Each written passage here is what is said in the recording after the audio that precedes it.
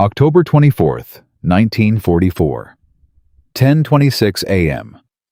A torpedo rips through 72,000 tons of steel, and the largest warship ever built doesn't even slow down. She holds 20 knots. She holds her course. She holds her guns steady toward the sky. The crew doesn't flinch, because they built her to survive this. They built her to survive anything. They were wrong. His name was Petty Officer Kenji Matsuda. He was a welder from Nagasaki, 23 years old. He had spent 2 years sealing the hull of the Musashi with his own hands, bead by bead, plate by plate, in the sweltering dark beneath a 75,000 square meter hemp screen that hid the most expensive secret in Japanese military history. He was not an admiral. He was not a strategist. He was a young man who welded steel so well they assigned him to the most classified shipbuilding project on Earth. On October 24, 1944, Kenji Matsuda stood at his anti-aircraft post on the starboard deck and watched the American aircraft coming. He had built her. Now he was going to fight for her. He had 9 hours left to live. 1,023 men did not come home from the Sibuyan Sea that day.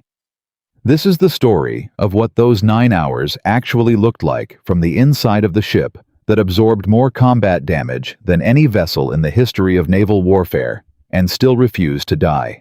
To understand why the Musashi existed, you have to understand the fear that built her. By 1934, Japan's military leadership had done the math, and the math was terrifying. America's industrial capacity dwarfed Japan's. In a straight arms race, the United States could build 3 battleships for every one Japan launched. More guns, more ships, more steel. There was no way to win that race, so Japan decided not to run it. The plan that emerged from Imperial Navy headquarters was brilliant in its logic and catastrophic in its assumptions. Instead of building more battleships, Japan would build better ones, bigger ones. Ships so overwhelming that a single vessel could engage and destroy 2 or 3 American battleships simultaneously. If you couldn't match their numbers, you made each of your ships count for 3 of theirs. The Yamato class was born from that calculation, and the Musashi was its second and final expression. Construction began in March of 1938 at the Mitsubishi shipyard in Nagasaki. From the first day, the secrecy was absolute. A hemp screen 75,000 square meters in area was erected around the entire construction zone. Workers were photographed, documented, and required to sign secrecy oaths. Foreign employees were swept from the area before construction began. Every blueprint was tracked, numbered, and accounted for. In 1938, a single blueprint went missing. The investigation that followed included torture. A draftsman who had accidentally swept the document into a trash bin was identified, charged, and sentenced to 3 years in prison. 3 years. For an accident with a piece of paper. That is the level of paranoia surrounding her construction. The paranoia was almost justified. In May of 1938, 6 Soviet Tupolev bombers flying with Chinese markings overflew southern Japan on a propaganda mission and photographed Nagasaki from altitude. One of those photographs showed an enormous hull under construction in the No. 2 slipway at Mitsubishi. The photograph reached American intelligence. The analysts reviewed it. They did not recognize what they were looking at. The largest battleship ever built was photographed from the air before the war and went unrecognized by the only nation that could have stopped her. She was launched on November 1st, 1940. The ceremony was attended only by senior naval officials. The moment she entered the water, a cargo ship was positioned alongside her hull to block the view of any observers. She was named Musashi after the ancient Japanese province whose territory today includes the city of Tokyo. When she was commissioned in August of 1942, her specifications were unlike anything afloat. 862 feet long, belt armor 410 millimeters thick, 9 main guns in 3 turrets, each barrel capable of firing a shell weighing 1,400 kilograms at targets 40 kilometers away. No warship in history had been designed to absorb what she could absorb or hit what she could hit at those ranges. The theory was airtight. In a surface engagement against enemy battleships, the Musashi was effectively invincible. Her armor defeated the largest shells any opposing warship could fire. Her guns outranged anything afloat. She was the final, perfect answer to the question of what the ultimate battleship looked like. The problem was that nobody was asking that question anymore. 11 months before the Musashi was commissioned on November 11th and 12th of 1941, British carrier aircraft from HMS Illustrious flew into Taranto harbor in Italy and sank 3 Italian battleships at anchor using torpedoes dropped from aircraft. The attack took 20 minutes. It cost the British 2 planes. In a single night, a theory that had dominated naval warfare for 4 decades collapsed. Carrier aviation could kill battleships. Not in theory, in fact. With 20 minutes of work and 2 aircraft lost. 3 weeks later, on December 10th, Japanese land-based aircraft attacked the British Force Z off the coast of Malaya. HMS Prince of Wales and HMS Repulse. 2 of the most powerful ships in the Royal Navy were sunk in 2 hours. They were not at anchor. They were maneuvering at sea under combat conditions with experienced crews. They had no air cover. The principle from Taranto was confirmed and extended. Carrier aircraft could sink battleships anywhere under any conditions, as long as those battleships had no air cover of their own. Japan knew this. The Japanese Navy had conducted the Malaya attack themselves. The designers and commanders who built the Musashi understood what carrier aviation had done to the theory of the decisive battleship. They built her anyway, because the program was already underway, because the resources were committed, because the doctrine of the decisive surface battle had been so thoroughly embedded in Japanese naval thinking that abandoning it was institutionally impossible, even after Japan's own actions had proved it wrong. The Musashi entered service as a monument to a theory her builders knew was outdated. She was the most powerful warship ever constructed, designed for a kind of battle that would never happen. Her early career reflected that contradiction. She carried the fleet commander during Midway without firing a shot, positioned 250 miles behind the carriers that were doing the actual fighting. She transported the ashes of Admiral Yamamoto from Truk to Japan after American P-38s shot down his aircraft over Bougainville in April of 1943. The most powerful battleship in the world served as a command platform and a funeral vessel. She carried a dead admiral. She fired nothing. In March of 1944, before she had ever faced a combat air attack, the American submarine USS Tunney found her and put torpedoes into her hull. She took significant damage. She returned to Japan for repairs. And during those repairs, the designers who had built her as a surface combatant added more anti-aircraft weapons to her decks. The acknowledgement was built into the modifications. The war she was designed for was not the war she was in. Everyone knew it. The guns kept pointing skyward. She returned to service in June of 1944, in time for the Battle of the Philippine Sea, where Japan's remaining carrier aviation was destroyed by American fighters in an engagement American pilots would call the Great Marianas Turkey Shoot. In 2 days of combat, the naval air arm that was supposed to protect ships like the Musashi from carrier attack ceased to exist as an effective force. The Musashi emerged from the Philippine Sea intact. Her air cover was gone. By October of 1944, the American invasion of the Philippines had forced Japan into a final desperate decision. Everything remaining in the Japanese fleet would be committed to a single operation designed to destroy the American landing force at Leyte Gulf before the invasion could be consolidated. The plan was called Shogo Victory Operation. It required Vice Admiral Kurita's center force, including the Musashi, the Yamato, 3 other battleships, 12 cruisers and 15 destroyers to cross the Sibuyan Sea in daylight and push through the San Bernardino Strait to attack the American transport fleet. The Sibuyan Sea crossing would happen without air cover. Against 4 American carrier task groups operating approximately 1,000 aircraft combined. Kurita's staff assessed the probability of success as low. The fleet departed Brunei anyway, because the alternative allowing American forces to cut Japan's oil supply lines from the Dutch East Indies was certain and immediate collapse. on October 23rd, before Kurita's force had even reached the Sibuyan Sea. American submarines USS Darter and USS Dace intercepted the fleet in the Palawan Passage and put torpedoes into 3 heavy cruisers. Kurita's flagship, the Otago, sank so fast that Kurita was forced into the South China Sea at dawn. He swam for over an hour before a destroyer reached him. He was pulled from the water exhausted, suffering from exposure, his flagship gone beneath him before the main battle had even begun. He transferred to the Yamato. The force pressed south. At 10:26 a.m. on October 24th, the first wave of American aircraft arrived over the Sibuyan Sea. Helldivers and Avengers from the USS Intrepid. They came for the Musashi because the Musashi was the largest target available. The first torpedoes struck her hull. She registered them and held 20 knots.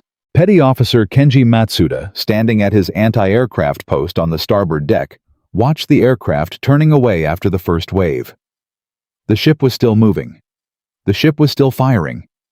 He had welded this hull. He knew what it could take. He did not know that 5 more waves were already in the air, already turning south, already carrying enough ordnance to test everything he had built beyond any specification her designers had imagined. He did not know that in 9 hours, the anchor he had helped attach to her bow would be dropped into the sea in a desperate attempt to correct a list that could not be corrected. He did not know that 1,023 men would not make it to the destroyers. What he knew standing on the starboard deck as the first wave departed was that the Musashi was still moving south at 20 knots, still fighting, still alive. For now, the Musashi absorbed the first wave and kept moving. 20 knots, 410 millimeters of belt armor, 72,000 tons of steel that refused to stop. Petty Officer Kenji Matsuda stood at his anti-aircraft post and watched the American aircraft turn away. The ship was still alive. The ship was still fighting. He did not know that 5 more waves were already airborne. He did not know that the Japanese Navy had sent the most powerful battleship in history across the Sibuyan Sea without a single fighter aircraft overhead. And he did not know that the admirals who made that decision were about to watch everything they believed about naval warfare get destroyed in 9 hours of daylight. Here is the number that changes everything. 4 American carrier task groups were operating in the waters around the Sibuyan Sea on October 24, 1944. Together they controlled approximately 1,000 aircraft. Kurita's entire force had 0. Not reduced air cover, not limited air cover. 0. The decision to send the Musashi across open water against 1,000 aircraft with nothing overhead was not a tactical miscalculation. It was an institutional failure decades in the making, and the man who paid for it was not the admiral who made it. It was Kenji Matsuda, and 1,022 men standing beside him.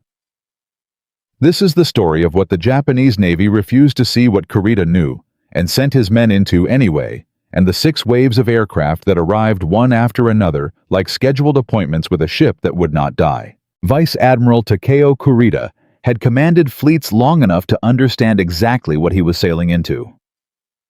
On the morning of October 23rd, before his force had even reached the Sibuyan Sea, the American submarines Darter and Dace hit 3 of his heavy cruisers in the Palawan Passage. His flagship Otago sank beneath him. He swam in the South China Sea for over an hour before a destroyer reached him.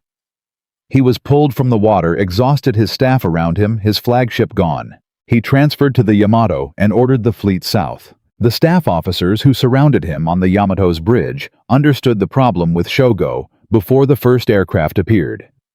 The plan required Kurita's force to cross the Sibuyan Sea in daylight within range of 4 American carrier groups. There was no provision for air cover because Japan had no carrier aviation remaining after the Philippine Sea slaughter in June. The plan's architects in Tokyo had noted this problem in their operational assessments and sent the fleet anyway because the alternative, allowing American forces to consolidate the Philippines and cut the oil supply lines from the Dutch East Indies, was immediate strategic collapse. Kurita called his senior officers together on the Yamato's bridge the morning of October 24th. "We understand what is waiting for us," he told them. The words were not a question. The senior gunnery officer looked at the formation around them, the Musashi off the port quarter, massive and deliberate in the morning sea. He said nothing. There was nothing to say. They had their orders. The fleet pressed south. At 10:26 a.m., the lookouts reported aircraft to the north. The first wave came from the USS Intrepid. Helldivers and Avengers escorted by Hellcat fighters that swept ahead at low altitude with their guns aimed at the anti-aircraft crews on the Musashi's decks. The tactic was deliberate. Force the gunners to choose between taking cover from the strafing Hellcats or continuing to fire at the torpedo planes making their runs. Some of Matsuda's fellow crewmen stayed at their weapons under the strafing. Some of them died there. The torpedoes ran true against her hull. She absorbed them and held 20 knots. The pilots watched their weapons detonate against the largest ship they had ever seen and watched the ship continue south as if they had thrown stones at a mountain. But the Japanese officers watching from the Yamato's bridge saw something different. They saw the Musashi register the hits. They saw the subtle change in her waterline. They saw what 20 knots looked like on a ship that had just absorbed the first wave of what was coming. They understood the geometry of what was happening in a way the American pilots could not yet see from the air. Torpedoes ran beneath the armor belt. This was the specific technical fact that the Musashi's entire defensive philosophy had failed to account for. Her 410mm belt armor was among the finest ever fitted to a warship. No shell fired from any surface vessel could penetrate it.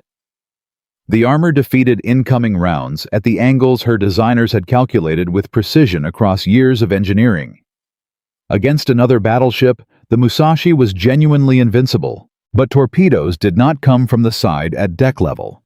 They ran below the waterline beneath the armor belt and detonated against hull plating that was designed to hold water out, not to absorb high explosive. The armor that made her impervious to shells did nothing against weapons that arrived from below it. The designers had known this. Every naval architect building capital ships in the 1930s understood torpedo vulnerability. The Musashi incorporated torpedo defense systems, internal void spaces, and liquid-filled compartments designed to absorb and dissipate torpedo explosions before they reached the main hull. The systems were the best Japan could build. Against one or two torpedoes, they functioned as designed. Against what was coming across the Sibuyan Sea on October 24, 1944, they were insufficient by a margin that the designers had not anticipated, because no one had ever put 20 torpedo hits into a single ship and measured the result. The second wave arrived around noon. Matsuda felt the ship change beneath him, not the sharp shock of the first hits which had been absorbed and dismissed. This was different. The Musashi slowed. 20 knots became 15, then 10. She developed a list to port. Her bow dropped 13 feet lower in the water. Standing on the starboard deck, Matsuda could feel the angle of the deck changing under his feet. The forecastle, the forward section of the ship that should have been well above the waterline, was approaching the surface. The damage control teams were already running. The flooding below decks was moving faster than the pumps could answer it. The compartmentalization that was supposed to contain torpedo damage was working, but the number of damaged compartments had exceeded what the system was designed to manage simultaneously. Water was winning. Kurita ordered a cruiser and 2 destroyers to escort the Musashi separately. The main fleet continued south toward the San Bernardino Strait. The Musashi began heading north, trying to reach shallow water, where Inaguchi might beach her if the flooding became irreversible. Her speed was 10 knots. The aircraft behind her were faster than that by a factor of 15. The third wave arrived at approximately 3:30 in the afternoon.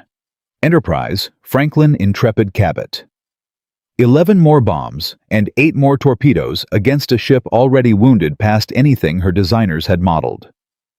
After this wave, the list to port reached levels where the port side decks were tilting beneath the crew's feet.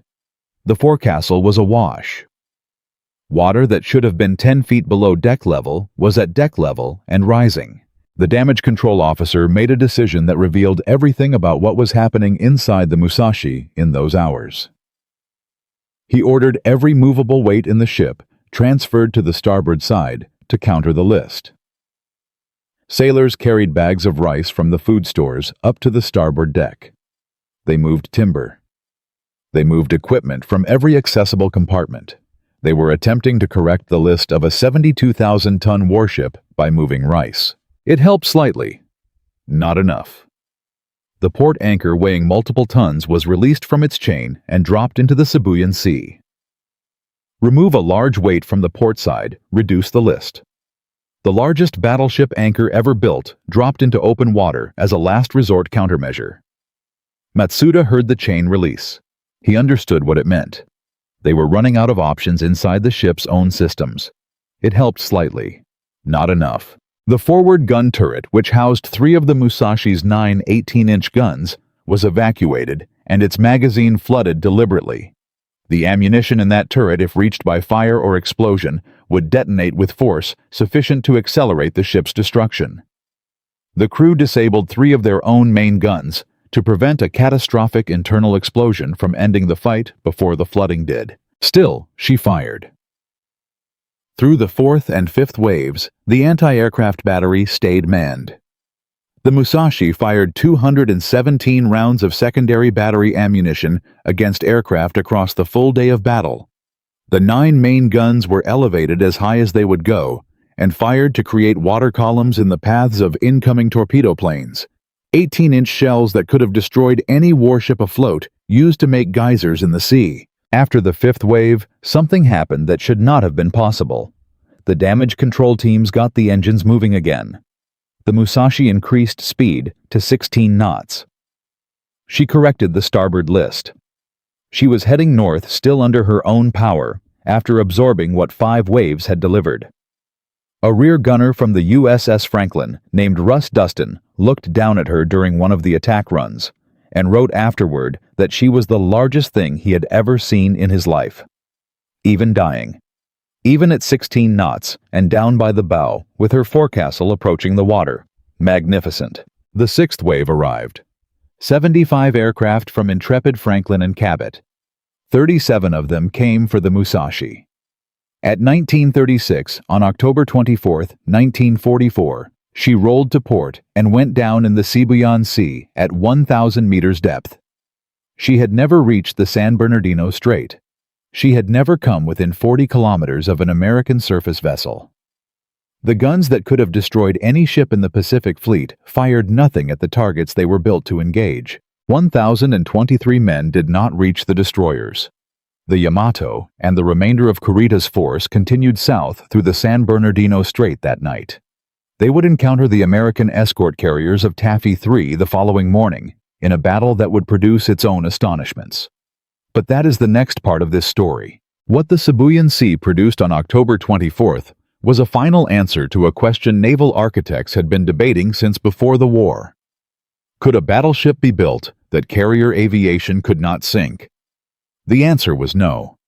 And the ship that proved it took 9 hours to deliver that answer, fired back the entire time, and carried 2,000 men who never abandoned their posts. 71 years later, Paul Allen's research vessel found her at 1,000 meters depth in the Sibuyan Sea. The anchor was on the floor. It had been there since 3:30 in the afternoon of October 24, 1944, when the crew dropped it trying to save a ship that was already past saving. The anchor is still there. The Musashi is gone. 1,023 men, 19 torpedo hits, 17 bomb strikes, 9 hours of combat. Kurita's fleet pressed through the San Bernardino Strait that night without her smaller and damaged moving toward a rendezvous that would produce its own disasters. But something had shifted. The Sibuyan Sea on October 24th was not simply the sinking of one ship. It was the largest single demonstration of carrier aviation's dominance over surface naval power in the history of warfare. And the Japanese commanders who received the damage reports that night understood with complete clarity what those numbers meant for every ship they had left. Here is the number that no Japanese admiral wanted to read. In 9 hours of combat, American carrier aircraft had put 19 torpedoes and 17 bombs into the most heavily armored ship ever built, using aircraft that cost a fraction of what the Musashi had consumed to construct. The exchange rate was catastrophic. Japan had spent 7 years and an enormous portion of its industrial capacity building a ship that American aviators destroyed in a single day without losing a surface vessel. The math of that exchange, repeated across an entire fleet, pointed toward one conclusion. Japan had no answer for it. The operational commanders in Tokyo received Kurita's damage reports on the evening of October 24th. 3 heavy cruisers lost in the Palawan Passage before the battle began. The Musashi gone in the Sibuyan Sea. The center force reduced and its commander having swum to a rescue vessel that morning. The reports were read in silence at Imperial General Headquarters. The officers who reviewed them understood that Shogo, the last operation Japan's navy could mount at full strength, had already been damaged beyond the assumptions on which it was planned. Vice Admiral Ozawa's Northern Force. The decoy fleet sent north to draw the American fast carrier groups away from Leyte Gulf was doing its job. Halsey had taken the bait. He was moving north with the full strength of Task Force 34, chasing Ozawa's stripped carriers, leaving the San Bernardino Strait unguarded. Kurita's path to Leyte Gulf was open. What was waiting for him on the other side was not what anyone in Tokyo or on the Yamato's bridge expected. On the morning of October 25, 1944, Kurita's force emerged from the San Bernardino Strait and found, instead of the fast carriers of Halsey's task force, a collection of escort carriers destroyers and destroyer escorts designated Task Unit 77.4.3. The Americans called it Taffy 3. Taffy 3 was not a combat fleet. It was a support unit. 6 escort carriers designed to provide close air support for the ground troops landing at Leyte. 3 destroyers, 4 destroyer escorts. The carriers were converted merchant hulls capable of 18 knots carrying aircraft armed for anti-submarine patrol and ground attack, not fleet combat. Their crews were not fleet sailors. They were support personnel who had never expected to face battleships. What they saw emerging from the north at 6:45 on October 25th was the Yamato, 3 other battleships, 6 heavy cruisers, and 11 destroyers. Kurita's force opened fire at 06:59. The Yamato's 18-inch shells raised water columns around the escort carriers that dwarfed the ships themselves. The colored dye markers the Japanese used to track individual ships' fall of shot turned the ocean around Taffy 3 into a field of colored geysers. Red, yellow, green. The colors of incoming rounds from the most powerful guns afloat. Commander Ernest Evans on the destroyer, USS Johnston, did not wait for orders. He turned his ship toward the Japanese fleet and attacked. 1 destroyer, 4,000 tons, against 4 battleships and 6 heavy cruisers. Evans rang up flank speed and drove the Johnston straight at the Yamato launching torpedoes at ranges that no destroyer was designed to survive. The Johnston took hits. She kept moving. She launched all 10 of her torpedoes at the Kumano, a heavy cruiser, and blew the Kumano's bow off. The Kumano withdrew from the battle. 1 destroyer had removed a heavy cruiser from the engagement by driving directly at a fleet that outweighed her by a factor of 50 and shooting until something hit. The other destroyers followed. Hoel, Heermann.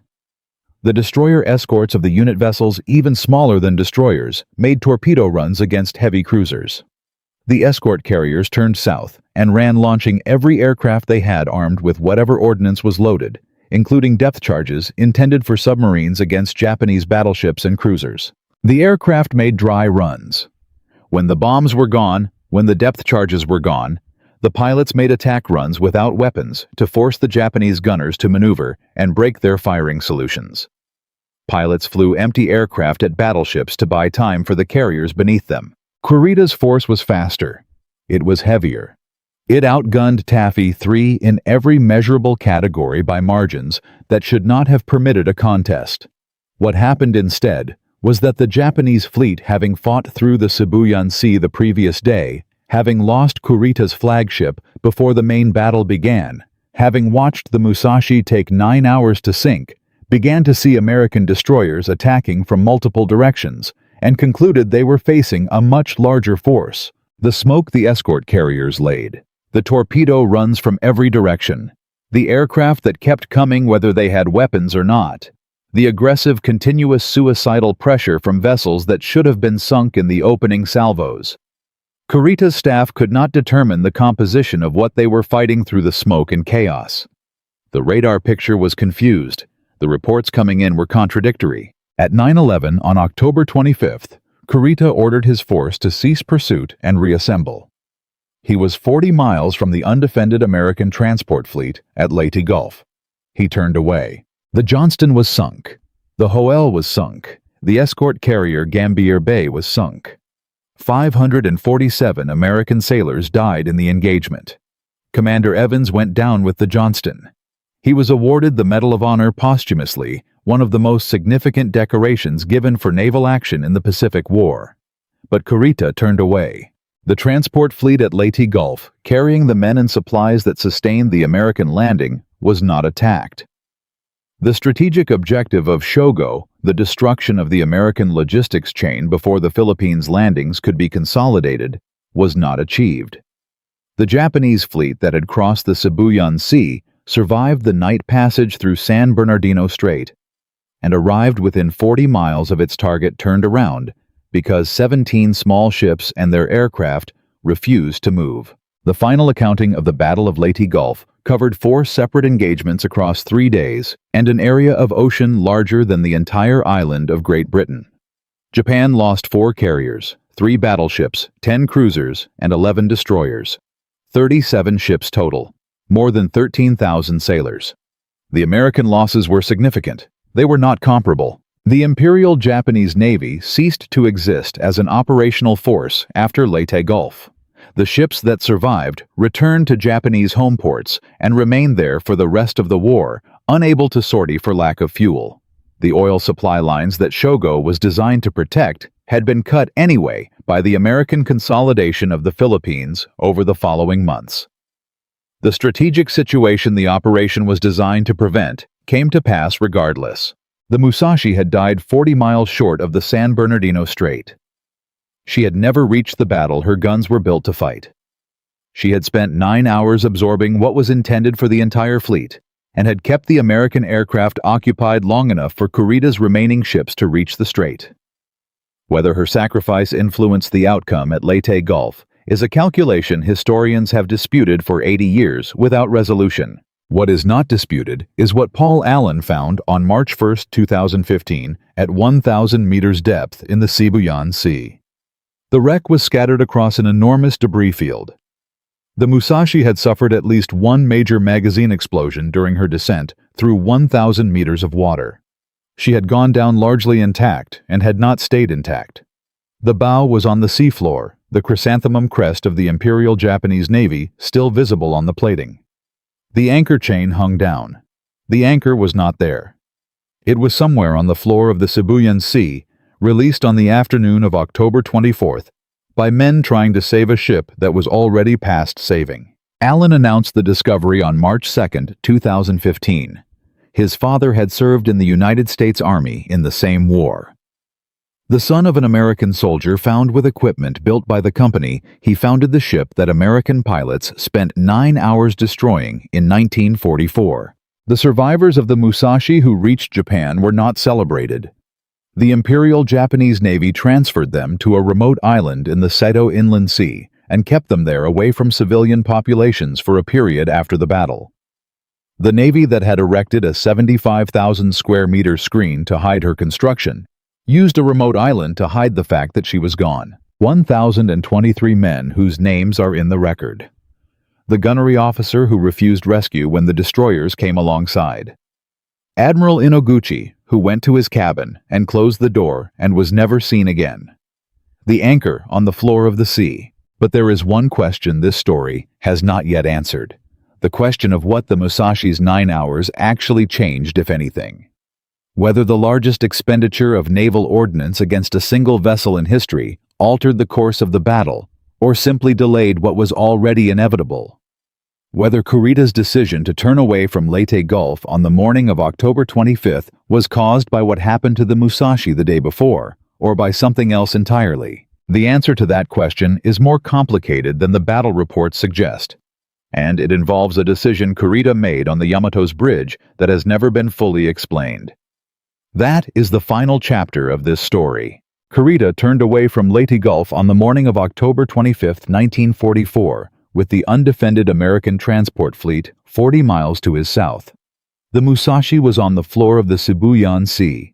1,023 men were gone. And the question that has occupied naval historians for 80 years is the same question Kurita's staff officers were asking on the Yamato's bridge that morning. Why did he stop? That question has one answer that the official records do not fully explain, and it connects directly to everything that happened to the Musashi in the 9 hours before she went down. But first, there is the matter of what happened to the men who survived her. The destroyers, Kiyoshimo and Hamikaze, pulled 1,376 men from the Sibuyan Sea on the evening of October 24th. They were the ones who made it to the water. They were the ones the list had not already taken below. Petty Officer Kenji Matsuda, the welder from Nagasaki, who had spent 2 years sealing her hull and 9 hours fighting from her decks, was among them. He was pulled from the water in the darkness exhausted, his anti-aircraft post gone beneath the surface somewhere behind him. The survivors who reached Japan were not welcomed home.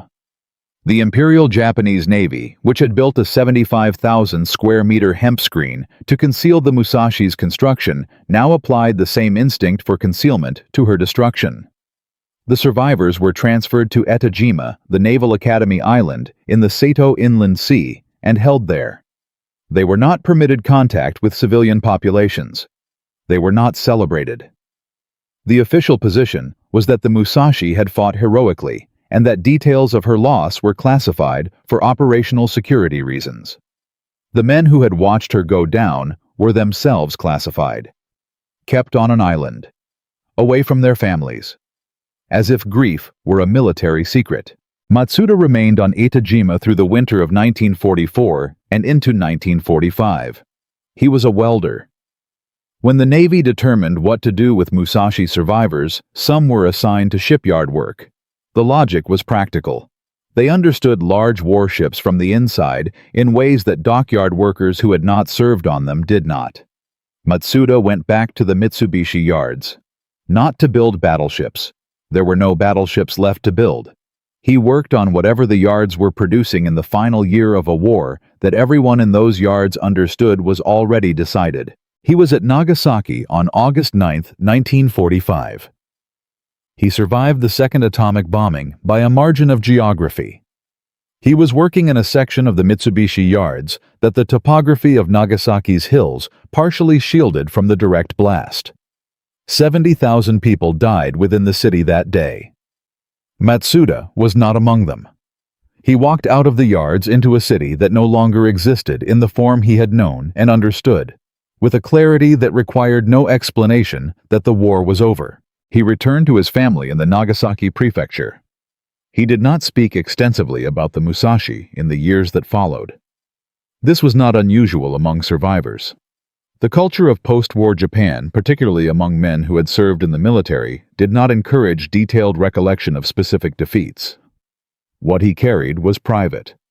The 9 hours, the rice bags on the starboard deck, the anchor chain releasing, the water that had been 10 feet below the deck and was suddenly at deck level and then above it.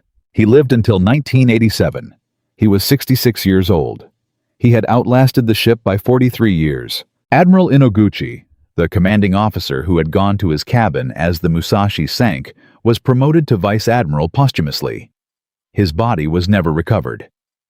The gunnery officer, Captain Koshino Kimitake, who had refused rescue when the destroyers came alongside, was listed as missing in action. He had stayed with her deliberately. The executive officer, Captain Kato, who had received Inoguchi's personal notebook and the order to abandon ship, survived. He carried the notebook and the emperor's portrait to the destroyers.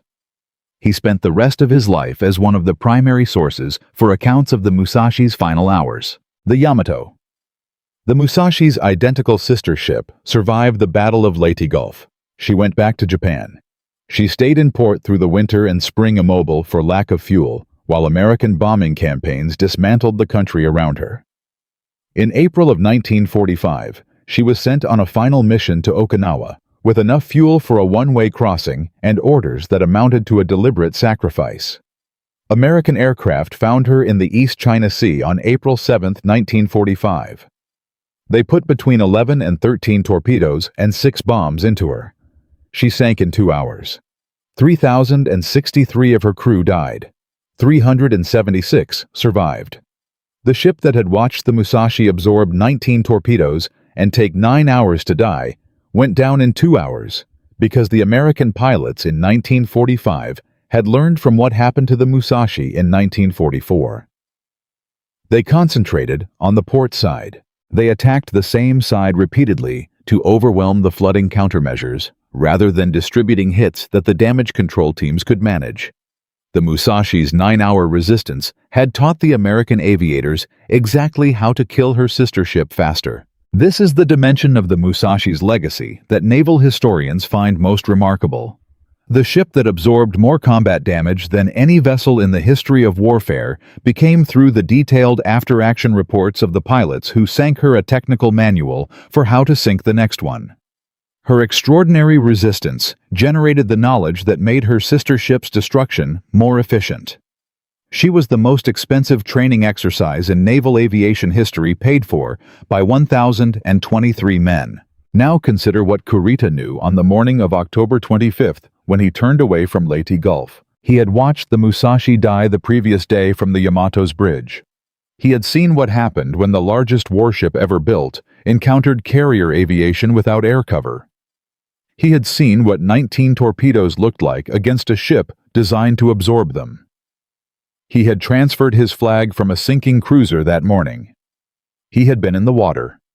He had crossed the Sibuyan Sea with nothing overhead and arrived at the San Bernardino Strait, smaller than he had left Brunei. When he encountered Taffy 3 on the morning of October 25th, and the smoke and the torpedo runs, and the aircraft without weapons making dry runs to force his gunners to maneuver, what he was calculating was not simply the tactical picture in front of him. He was calculating what was beyond it. He believed incorrectly that Halsey's fast carriers were behind Taffy 3. He believed that if he pressed through to Leyte Gulf, he would encounter 1,000 aircraft without any air cover of his own in daylight in open water. He had done exactly that the previous day. He knew what it produced. The Musashi did not stop Kurita at Leyte Gulf, but she showed him in 9 hours of explicit demonstration the precise cost of fighting carrier aviation without air cover. When he made the decision to turn away on the morning of October 25th, he was not making an irrational choice. He was making the rational choice of a commander who had personally observed the most comprehensive demonstration of carrier aviation's power over surface ships in the history of naval warfare. The Musashi's 9 hours were Kurita's evidence. He turned away because of what he had seen the day before. On March 2, 2015, Paul Allen published images from the wreck site on social media. He wrote that his father had served in the United States Army during the same war. The son of an American soldier who served in the Pacific found the ship that American pilots spent 9 hours destroying using equipment built by the technology company he had founded. He asked for a moment of respect for the crew. He got it from people around the world who had no connection to 1944, or to Japan, or to naval warfare, because the story of a ship that absorbed that much punishment and refused to stop, that dropped its anchor into the sea, trying to correct an irreversible list that had its crew move rice bags to one side of a dying 72,000-ton warship, is not a story that requires historical context to produce a response in the people who hear it. The chrysanthemum crest of the Imperial Japanese Navy is still on the bow plating at 1,000 meters depth. The anchor chain hangs down.